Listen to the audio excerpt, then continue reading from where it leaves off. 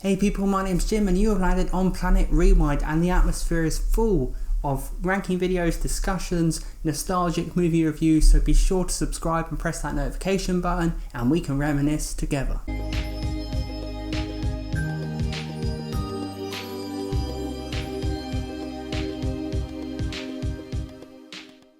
So last week I reviewed Bill and Ted's Excellent Adventure, and I must say it was most triumphant, if I say so myself. And in this video I'm going to be talking about how the wild and bodacious 1991 sequel Bill and Ted's Bogus Journey completely breaks free from the shadow of the original and just creates this wild, inventive, crazy ambitious sequel. So this movie tells a story of a tyrant in the future where Bill and Ted have established utopia. This crazy tyrant decides to send evil versions of Bill and Ted, robot versions, back to eliminate the real Bill and Ted. This isn't a spoiler because it's all through the trailers and actually was what the film was sold on. The robot Bill and Teds kill Bill and Ted and Ted go to the afterlife, they meet the Grim Reaper, they go to hell, they go to heaven and they come back.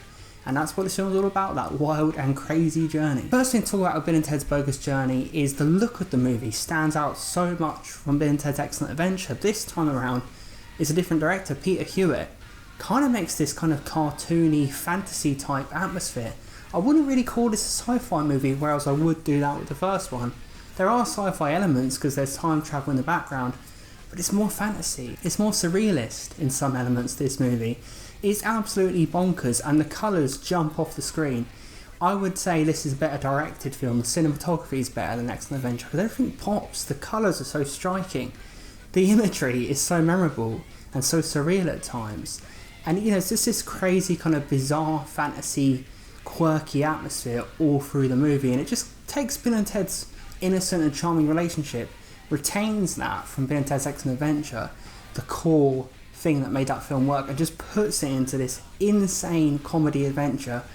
And this film pretty much shows that you can probably put Bill and Ted in any scenario, so I'm not that concerned about Bill and Ted 3 because as long as you retain those characters' charm, you can put them in anything really, and Bogus Journey is the prime example of that. You know, the movie doesn't feel too wild and crazy for these characters. They fit right in anywhere because they're just a beacon of light anywhere. So you can literally go, let's put Bill and Ted here, let's put Bill and Ted here, let's make them go here, let's make them do this. Because it's always going to be Bill and Ted, you're always going to be rooting for them. And they're always going to react to the scenarios in this kind of whoa way, you know, it's never going to be too much for them to handle. This movie is a visual treat. The colours, you know, even the colours that Bill and Ted wear are brighter than the original. Everything is shining in this movie, is kind of popping and grabs your attention.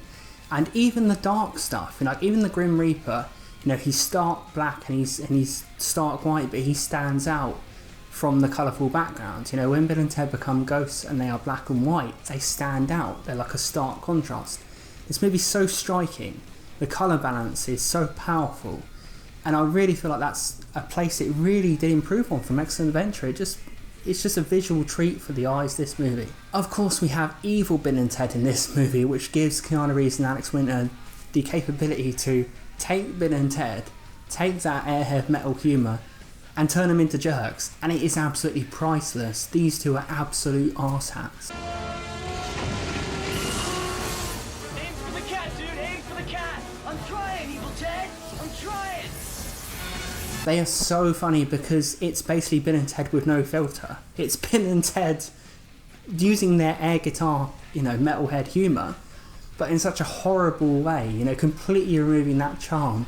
But they're just so funny to watch because they're delivering it in the same way. They're delivering it in the same endearing way almost. You know, Keanu Reeves and Alex Winter are visibly having a ball playing Bill and Ted as arseholes because it's just a situation you're never going to be in with these characters, to be able to let loose and just make them complete and utter jerks. And the scene in which the evil Bill and Ted kill the real Bill and Ted is priceless. And the antagonism, but also the arrogance of the evil Bill and Ted, and then the reactions of the good Bill and Ted, oh, it's joyous. We're totally gonna kill you now.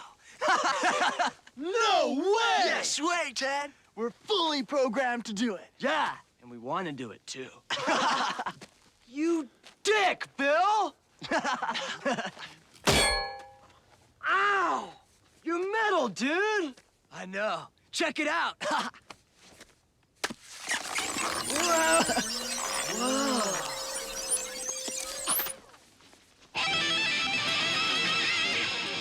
Let's go. Bogus. And as I mentioned, you know, the regular Bill and Ted, their chemistry has not disappeared. Keanu Reeves and Max Winter still have those little subtle moments of humour and timing between them, which was a key component of Bill and Ted's Excellent Adventure. This movie has not sacrificed that. Even though it's more of a wild, crazy, ambitious adventure, it has not sacrificed that core, hilarious dynamic between the two. Of course, you can't talk about Bogus Journey without mentioning William Sadler's turn as Death, the Grim Reaper.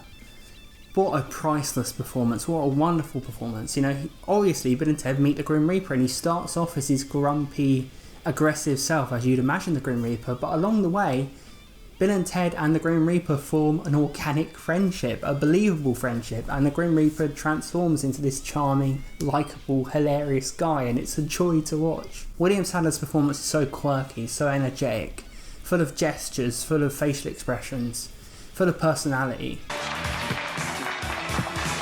You might be a king or a little street sweeper, but sooner or later you dance with the Reaper. You can tell he really put his all into this performance.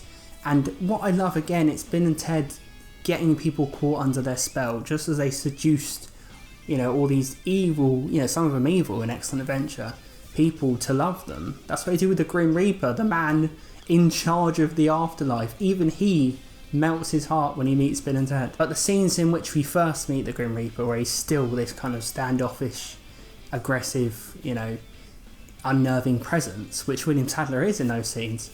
Bill and Ted, of course, play him in a contest to escape from the afterlife, which is a tribute to Ingmar Bergman's classic film The Seventh Seal. So yeah, the only other people to play the Grim Reaper in a movie, as far as I know, are Bill and Ted, and you thought they were just airheads. Those scenes where they're first playing the Grim Reaper for their freedom, it's such a great parody of The Seventh Seal. It's one of the best comedic parodies I've seen. You know, playing him at Twister, playing him at Battleships. And, you know, William Sadler's reactions when he loses, it's fantastic comedy, and it's some of the most memorable scenes in 90s movies. Everyone remembers the scene in which Bill and Ted play the Grim Reaper. Everyone does. Every movie fan does. You know you do. Your mum remembers it, your dad remembers it, your grandma remembers it, even if they didn't watch the movie. This is pop culture, man. You have sunk my better ship. Excellent! Yeah! I totally knew he put it in the J's, dude. Good thinking, Ted. You must play me again. What? Best 2 out of 3. No way! Yes way.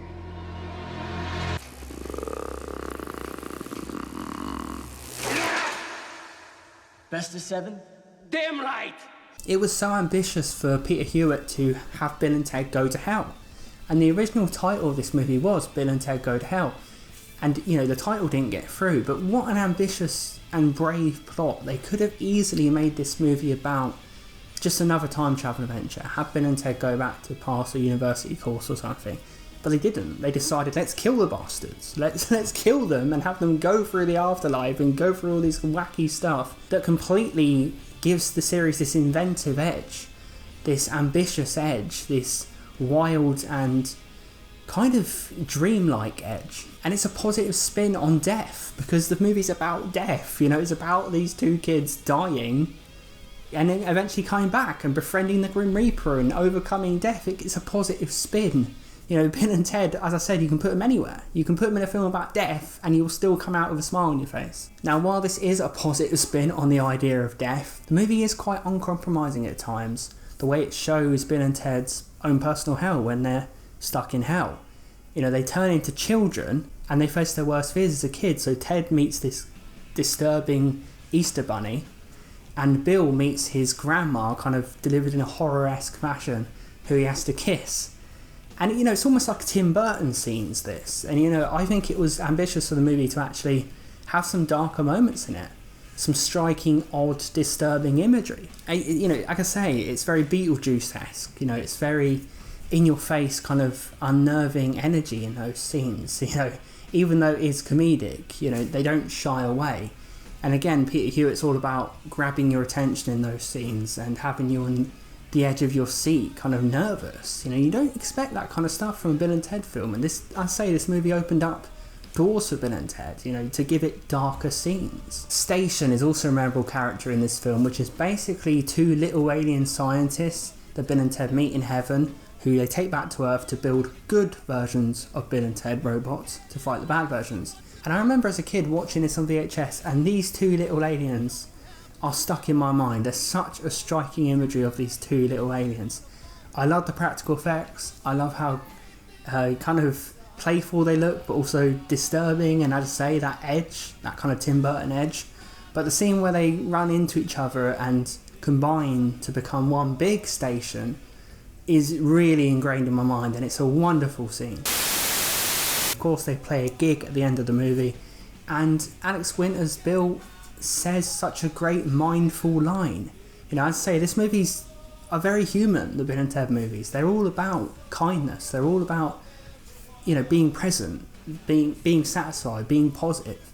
And this line that it happens at the end of Bogus Journey is a really profound line in kind of dealing with mental health. You know, Ted, the best place to be is here. The best time to be is now. You get that in Bill and Ted. You get these little, like, even though it's such a dumb series, and I fully admit that, you get these little moments of human connection, these little moments of kind of insight from Bill and Ted and from the characters, and I love that because it's almost like the filmmakers like sneak them in and make Bill and Ted more profound than you'd imagine it to be. Bill and Ted's Bogus Journey is a wonderful sequel. Is it better than Excellent Adventure? You know what, I think it's a little bit better, a tiny bit better, because it's better directed, it's got better cinematography.